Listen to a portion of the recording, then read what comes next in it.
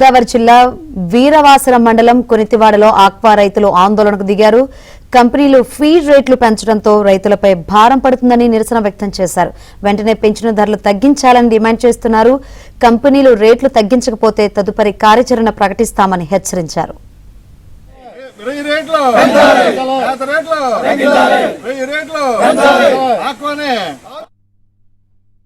Feed కంపెనీలు ఎంత తెలివితేటలుగా రైతులు గొర్రెలు ఏమీ పట్టించుకోరు అన్న ఆలోచనతో రైతుల్ని మాయ చేసే పరిస్థితిలోకి ఇలా వచ్చారేలో ఇది దుర్మార్గంగా మేము ఖండిస్తున్నాం.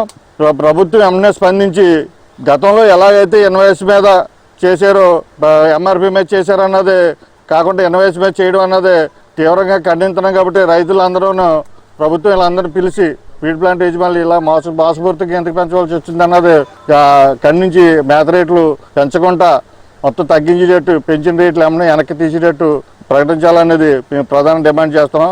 భవిష్యత్తు ఆక్వాని కాపాడాలి.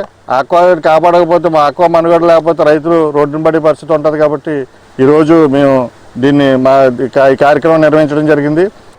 ప్రభుత్వ సమక్షంలోనే మీటింగులు జరుగుతూ ఒక పక్కన ఎంఆర్పీపై 10 రూపాయలు అని చెప్తూ రైతులు సరే 6 రూపాయలకి డైరెక్టర్లు చెప్పారు కదా అని ఈ ఇండస్ట్రీలో ఒక రైతే ఎందుకు నష్టపోవాలి? రైతు పండించిన దానికి గిట్టుబాటు ధర ఇస్తున్నారా? కనీసం ప్రభుత్వం రూపాయన్నర సబ్సిడీ ఇస్తానంది, అది 12,000 కనెక్షన్లకి. కానీ ఈ మేత భారాన్ని ఒక రైతే ఎందుకు భరించాలన్న ప్రశ్నకి ఈ రోజు వరకు ఎందుకు సమాధానం చెప్పట్లేదు? కిందటి నెల 15వ తారీఖు మీటింగ్లోనే రొయ్యల ధరల్లో స్థిరీకరణ, గిట్టుబాటు ధర, అదేవిధంగా స్లాబ్ మధ్యలో ఉన్నటువంటి వ్యత్యాసాలపై మీటింగ్ పెట్టమంటే మళ్ళీ 15వ తారీఖు వచ్చింది, నెల రోజులయ్యింది.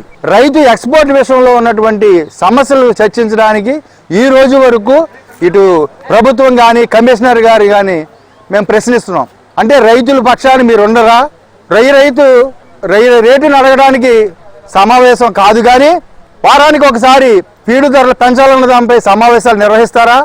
సమావేశాల ఆమోదం లేకుండా ఏ విధంగా మేత ధరలు పెంచుతారు? ఈ పెంచుతున్న దానికి ఈ రోజు వరకు ప్రభుత్వం స్పందించకపోవడంపై వేచి చూస్తున్నాం. మా ఆందోళన మటుకి ఇదే విధంగా కొనసాగితే మటుకి అది తీవ్రతరం అవుతుందని చెప్పి